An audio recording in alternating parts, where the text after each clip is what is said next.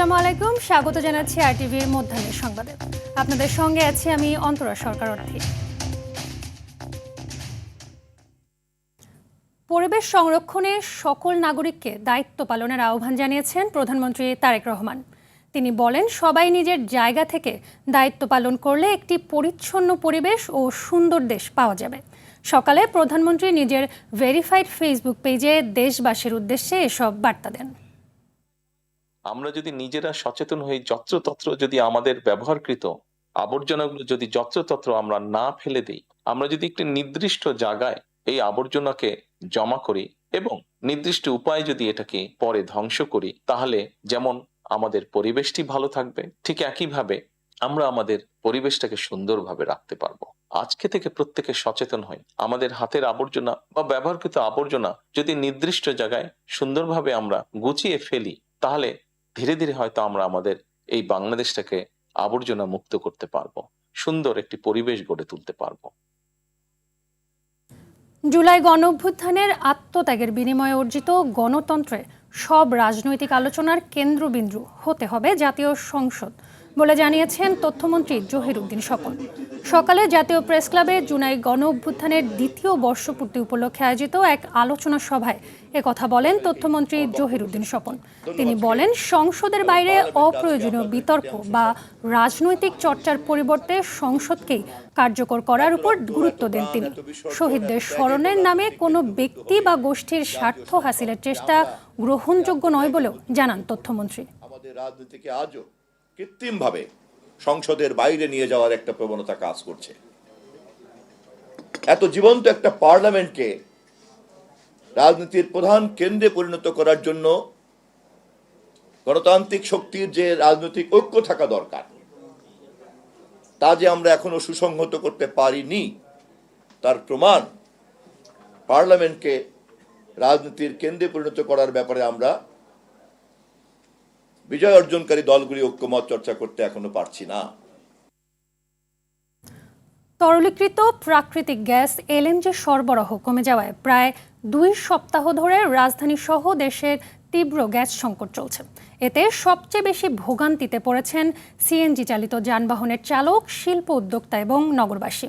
গ্যাসের পর্যাপ্ত চাপ না থাকায় অনেক সিএনজি স্টেশন সাময়িকভাবে বন্ধ রয়েছে। কোথাও সীমিত পরিসরে গ্যাস সরবরাহ চালু থাকলেও দীর্ঘ লাইনে ঘন্টার পর ঘন্টা অপেক্ষা করতে হচ্ছে চালকদের। গ্যাস সংকটের কারণে নিয়মিত যাত্রী পরিবহনে ব্যাঘাত ঘটছে। এদিকে গত 3 দিন ধরে রাজধানীর মিরপুর, রামপুরা, বনশ্রী, উত্তরা, মোহাম্মদপুর সহ বেশ কিছু এলাকায় বাসাবাড়িতে গ্যাসের সংকট দেখা দিয়েছে। বেশিরভাগ বাড়িতে দিনের অধিকাংশ সময় রান্না করা যাচ্ছে না।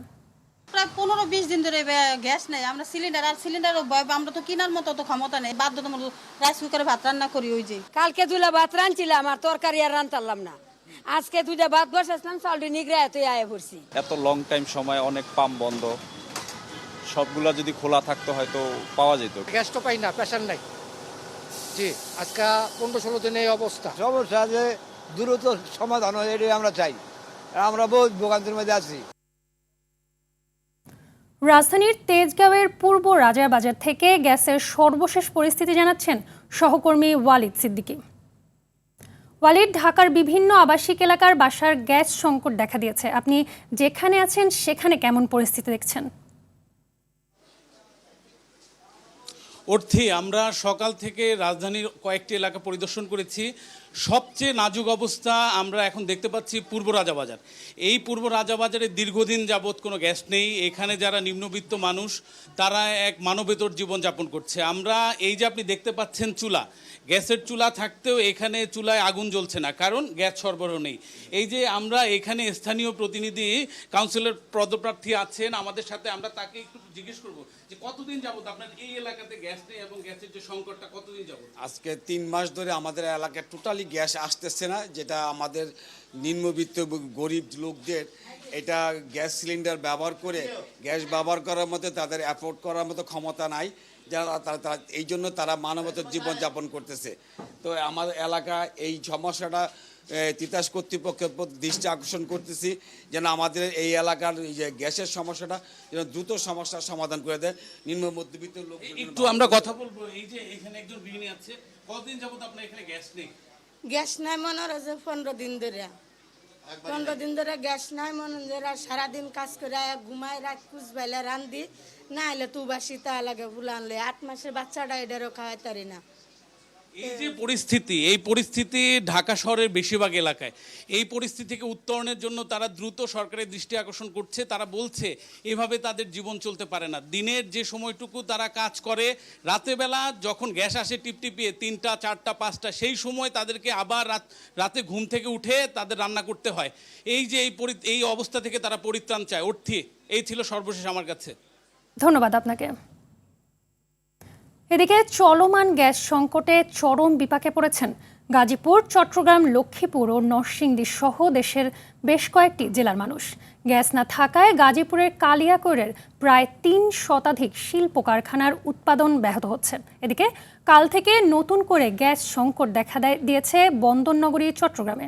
রাত থেকে গ্যাস না থাকায় দীর্ঘ হচ্ছে গাড়ির লাইন। লক্ষ্মীপুরে গ্যাস না পাওয়ায় প্রায় 1 ঘন্টা সড়ক অবরোধ করে রাখে সিএনজি চালিত অটোরিকশা চালকরা। রোববার রাত 12টার দিকে জেলা শহরের গ্রিন লাইফ ফিলিং স্টেশনের সামনে এই ঘটনা ঘটে। এতে লক্ষ্মীপুর ঢাকা মহাসড়কে কয়েক কিলোমিটার পর্যন্ত যানজটের সৃষ্টি হয়। পরে পুলিশ এসে বিক্ষুব্ধ চালকদের বুঝিয়ে পরিস্থিতি নিয়ন্ত্রণে আনলে যান চলাচল স্বাভাবিক হয়। নরসিংদীতে টানা তীব্র গ্যাসের সংকটে বিপর্যস্ত হয়ে পড়েছে জনজীবন। গত 2 সপ্তাহ ধরে চলা এর সংকটে গৃহস্থালী, গণপরিবহন এবং শিল্প কারখানার উৎপাদন প্রায় থমকে গেছে।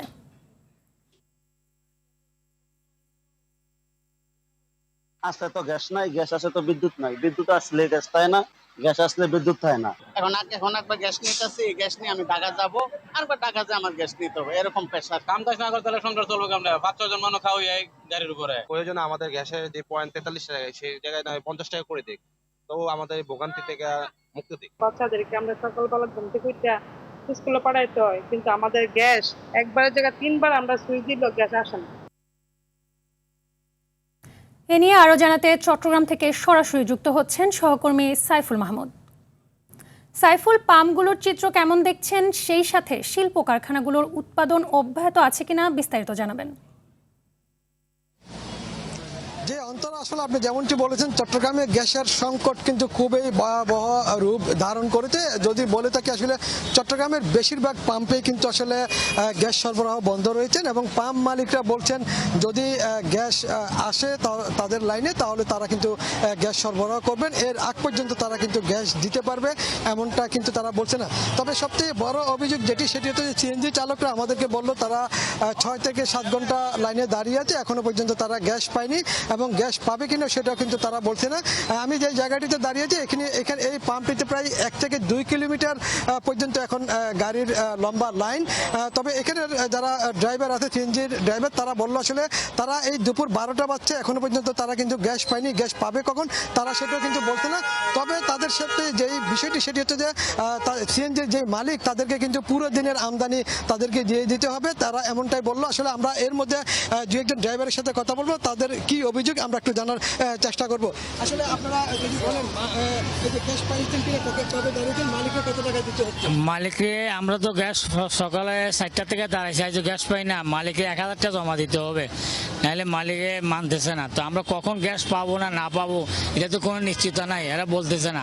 তা আমরা তো এখন এবং বিপদে পড়ে রয়েছি যে কিভাবে আমরা মালিককে জমা দেবো।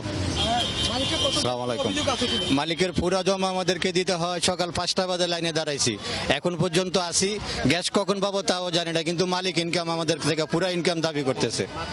এটা আসলে শুনছিলেন 2জন ড্রাইভারের বক্তব্য, তারা বললো আসলে গাড়ি চালাক আর না চালাক, কিন্তু তারা কিন্তু মালিককে কিন্তু পুরো টাকা দিতে হবে। এবং একই সাথে চট্টগ্রামের শুধু আসলে সিএনজি স্টেশনগুলো সেটাও না, এবং বাসা বাড়িতেও কিন্তু গ্যাস নেই। অনেকে কিন্তু বাধ্য হয়ে দোকানে নির্ভর হয়েছেন খানা নেওয়ার জন্য। এবং একই সাথে গণপরিবহন যেগুলো রয়েছে সেগুলোতেও কিন্তু আসলে বাড়তি ভাড়া নিচ্ছে, যেহেতু আসলে 4-5-6 ঘন্টা দাঁড়িয়ে কিন্তু অনেকে গ্যাস নিচ্ছেন। এবং একই সাথে বিশেষ করে গণপরিবহনের যেগুলিতে শিক্ষার্থীরা চলাচল করে সেই গাড়িগুলোতে কিন্তু সমস্যা হচ্ছে। তবে শিল্প কারখানা এখনো পর্যন্ত একটা মোটামুটি প্রভাব পড়েছে, হয়তো বাকিটা কিন্তু আমরা আরো পরবর্তী নিউজে কিন্তু আমি আপনাকে আরো বিস্তারিত জানাতে পারবো এই শিল্প কারখানার ব্যাপারে। আপাতত এটাই ছিল আমার কাছে গ্যাস সংকট নিয়ে সর্বশেষ সংবাদ। ধন্যবাদ। আওয়ামী শাসনামলে শতাধিক মানুষকে গুম খুনের মামলায় সাবেক সেনা কর্মকর্তা জিয়াউল আহসানের বিরুদ্ধে সাক্ষ্য দেয়া অবসরপ্রাপ্ত এক সেনা কর্মকর্তাকে জেরা করছেন আসামিপক্ষের আইনজীবী। আন্তর্জাতিক অপরাধ ট্রাইব্যুনাল 1-এ চলছে এ বিচারিক কার্যক্রম। পরে একই ট্রাইব্যুনালে আয়নাঘর খ্যাত বের হয়ে আসা টিআইএফ সেলে গুম নির্যাতন মামলায় শেখ হাসিনা এবং সাবেক ও বর্তমান 11 সেনা কর্মকর্তা সহ 17 জনের বিরুদ্ধে সাক্ষ্য গ্রহণ হবে। অন্যদিকে ট্রাইব্যুনাল 2-এ 2015 সালে বরিশালে ক্রসফায়ারে ছাত্রদল নেতাসহ দুজনকে হত্যা মামলায় সাবেক এমপি আবুল হাসনাত ও আবদুল্লাহ সহ 4 আসামির বিরুদ্ধে সাক্ষ্য গ্রহণের নির্ধারিত দিন আজ। সকালে এসব মামলায় গ্রেপ্তার মোট 21 আসামিকে ট্রাইব্যুনালে হাজির করা হয়েছে।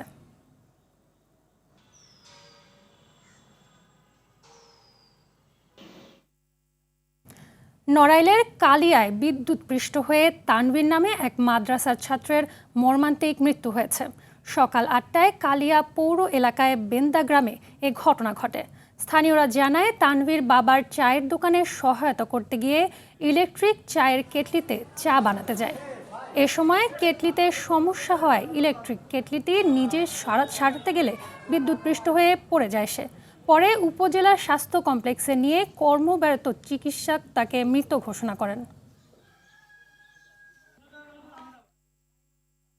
ঢাকার ধামরায়ে পপি রানী সরকার নামে এক গর্ভবতী স্ত্রীকে পিটিয়ে হত্যার অভিযোগ উঠেছে স্বামী লিটন সরকারের বিরুদ্ধে।